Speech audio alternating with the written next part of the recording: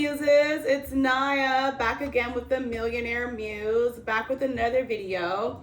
Thank you guys so much for the support with the last couple of videos. You know how we're gonna start off our little time with each other. I like to do the Santa Pablo. I'm gonna keep doing that until someone corrects me and tells me how to say it. So we're just gonna purify our space. I know some of my raw videos, y'all done heard some things, honking, doorbell done rung, commercials from Pandora. I upgraded, y'all. I got the Pandora Plus, so there's no commercials now. Look at us evolving, elevation, hello, hi. All right, so definitely just want to start by just purifying the space, getting all the positive energy inside, removing all the negative energy, pushing that right outside, just really staying in balance, secure, stable, solid, happy, and peaceful. That's what we're doing today. I ask that the words that come through my mouth touch people's souls, spirits, hearts, bodies, and minds, and that we could just evolve and move together as a union. All right? Okay. So today's title of this video is going to be called Breadcrumbing. So this is a topic that I hear a lot about. You know, I keep hearing it on social media. I keep hearing people talk about breadcrumbing this and breadcrumbing that, and no one really ever talks about the real meaning of it and what it feels like to experience it, as well as what it feels like to actually give it. So I'll start with the title and what the definition of breadcrumbing is. So breadcrumbing is basically when a person is interested in you, but they give you just enough to keep you on the hook, but not enough to make you feel secure and stable in the dynamic of the relationship. Because they either don't have the abilities to do so, they're either probably love bombing, or you're met with the representative for a very long period of time. Some people are really, really talented and are able to allow you to meet the representative longer than the 3 month threshold. Some people get their representative for 6 months to a year, and some people are very, very crafty, and you'll be with their representative until you get married, and then the whole person really kind of unfolds. So keep very, very, very big eyes open to, you know, just what people are saying and their actions lining up. So the reason why I want to bring this topic up today is when you're in relationships with people and you're trying to strike a balance with, you know, what your life is supposed to be, where you see yourself in the next 5 to 6 years, 5 to 10 years, or whatever your dynamics of where you're basically headed, your direction is. And then you also have, you know, individuals that want to see you win, right? Because I feel like I was just talking to a buddy of mine last night, and we're talking about how, you know, nowadays we're in such competition with each other, be it man and woman. So you're on a path, you have a direction, you're trying to head somewhere, and then you meet this person that they're, you know, you think that they're on the same path, or you think that they're saying all the right things to be a part of your life, but really they're representing versions of yourself that need to cease to exist. So when people start to breadcrumb, to me, and this is my own observation, it's pieces of yourself that actually need to die or needs to cease to exist, that you're going to keep being met with until you make those sacrifices and those changes. So for example, if you're meeting a person that's a super poor communication and they're not communicating effectively, and you think in your head, I'm the greatest communicator, I'm the greatest person that, you know, that with my words, my wordplay is fantastic. Why do I keep meeting these people that are lacking communication and that can't hold conversation? Subconsciously, as a child, you probably didn't get to communicate on a level that you felt seen or heard. So though you feel like you're an effective communicator, you're going to attract people where the lack is. So if you're lacking, you've lacked while you were a child being communicated to in an effective and efficient way, or even someone making you feel seen, subconsciously you fix the problem, but you're attracting that. So these people that you now have attracted can breadcrumb you and throw just enough, and throw just enough, and throw just enough, and throw just enough into the relationship for you to have some type of emotional facade that you're winning and you found exactly what you're looking for. But you'll be met with later on in the relationship that those people cannot hold that emotional space for you, and they will never be able to. So what do you do in situations like that when your heart's involved, you're wrapped in your emotions are involved, you're basically locked in, you think that this is your person? You have to find a way to take space. Because I know that this may sound super interesting or super intense, and people are like, if you take space for me, we're never gonna, end up together. If you take space for me, you'll never, that's my cutoff period. Let those people go. Because if someone cannot be in a place where they cannot endure space from you, they're not emotionally healthy. They're not emotionally healthy, and they're literally depleting you, because they're going to drain your light like an emotional leech and take everything that you have and turn it against you eventually at some point or another, right? So that's the segue of breadcrumbing. Now I want to get into something a little bit more touchy, I would like to say. The modern day relationship, right? So I had a conversation with my boy last night. Like I said earlier, we talked about the breadcrumbing, and then we also talked about how, we have this whole 50-50 dynamic. And, I really feel as if we as women and men have stopped allowing each other to lead. And if you go back to like the Bible and like the way that we're kind of put into position to succeed as a union, it makes no sense why woman was made from man's rib, but yet we cannot find a way to coexist. And we wouldn't even have existence had it not been for man's rib. So I just want to, listen, I may get a little bit of a backlash for this, but just hear me when I say this. How can we be made from a man's rib, but then find every way to counterbalance the relationship? And now in today's society, in quotations, we don't need anyone else besides ourselves. And, they're catapulting this single life, and they're pushing this independent shit all down our throats. And it doesn't work. We're meant to procreate. We're meant to link up. We're meant to be locked in, right? So if a seahorse can mate for life, which is one of the most beautiful things I've ever seen in my life, what is the reason that humans can't find a way to mate for life? We all want the same thing. We all want the exact same thing. Whether you're famous, you're rich, you're poor, you're sleeping underneath a highway, whether you're graduated, whether you're still in school, the goal for us all is to have something of our own, to branch off of the original tree that we came from and to make our own forest. So if that's our goal, why do we, and this goes to men too, why do we kick ourselves in the asses when we're presented with something that actually could help build that forest? And I've been finding that representative statement that I made earlier, it's all fun and games until it's time to show up emotionally. A lot of people do not have the emotional capacity to give you what you're looking for. And that does not mean that you need to lower your emotional standards. Somebody may have the financial resources, the glit, the glams, the glamour, but cannot hold space for you in your own dark moments. So that goes back to what I said about breadcrumbing.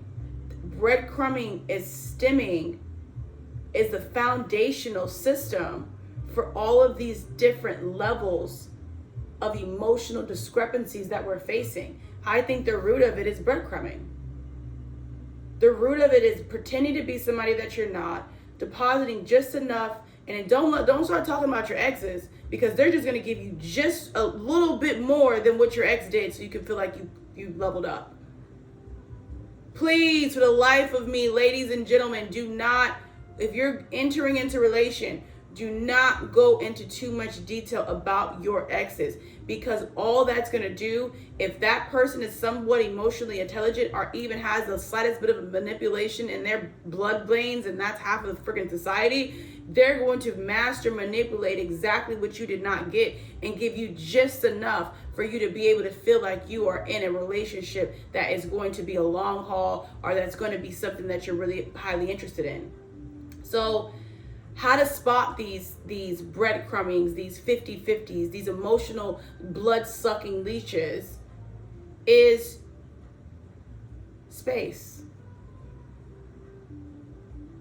If someone cannot take space from you, if someone cannot take an emotional powwow, if someone flips out and feels like they're losing their whole world because you need time to yourself, that person's not for you. Because everything in their nervous system is going off as an alarm, and it has nothing to do with the fact that they're satisfying you or they really want to be with you. It has everything to do about satisfying their ego. They don't want to lose. And that'd be man and woman. There is no gender role in that. So there'll be just enough.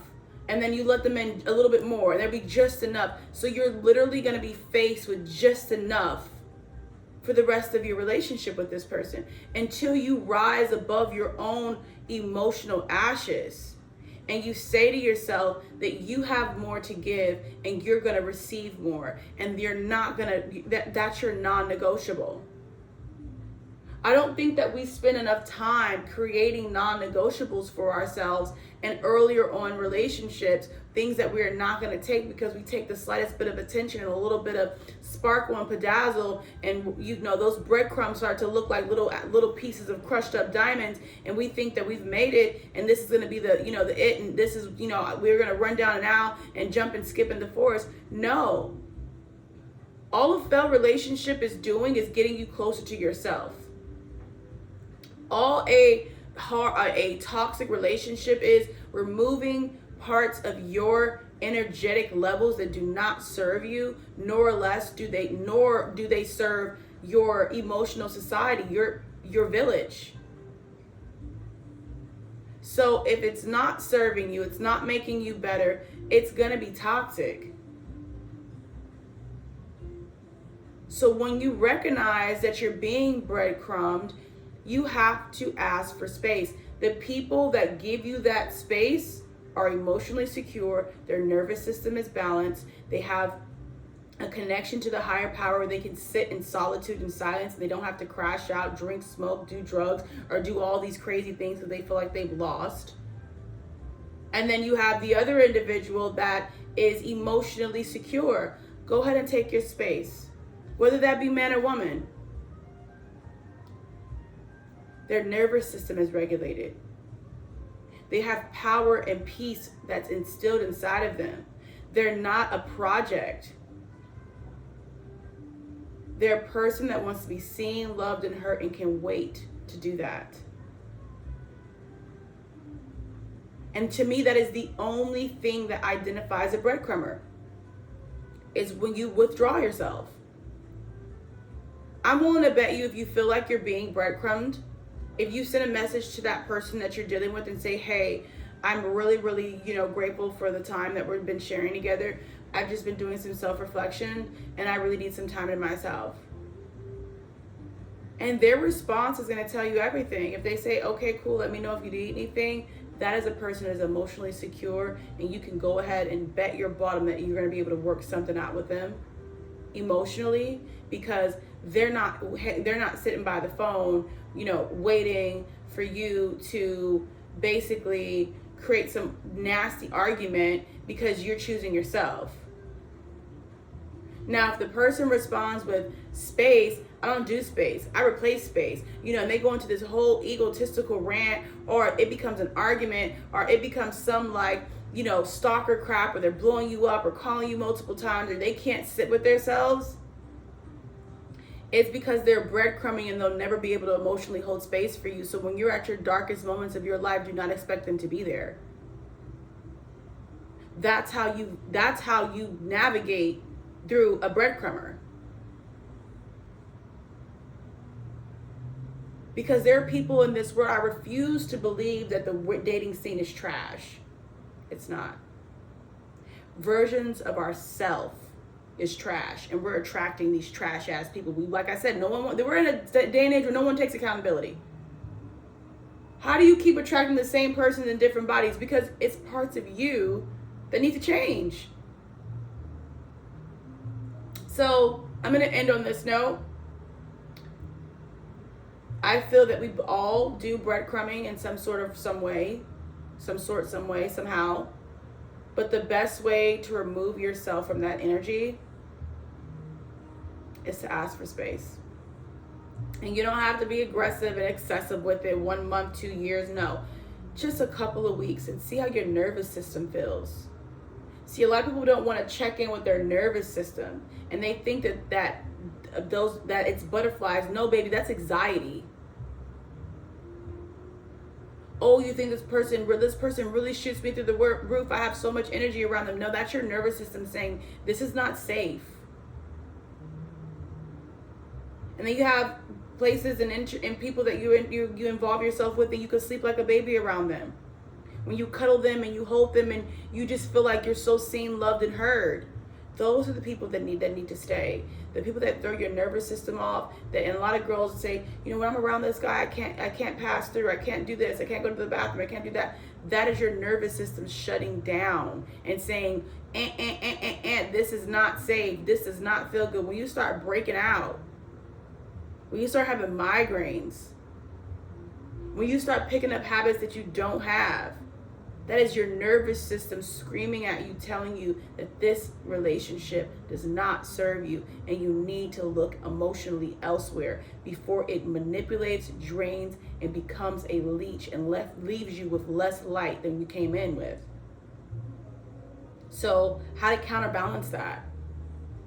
Focus on filling your cup. I think I spoke about, filling your cup in our last video where I left off. Meditate, prayer, read, engage into something that you like, whether it be exercise, yoga. Find things that make you feel good and feel seen within yourself. And the universe is going to add on to you the people that are doing the exact same thing. Why? Because vibrational energy is more powerful than words and actions. How do you think people are drawn to each other? They're drawn to each other because of vibrational energy.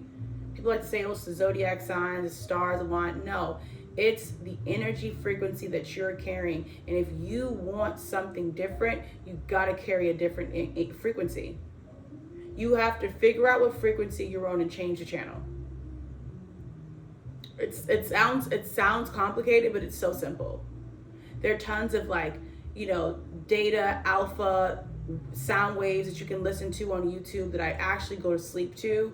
There are frequencies that you can listen to that can help you elevate your vibrational energy, that can help you attract greater, more secure, and more confident individuals.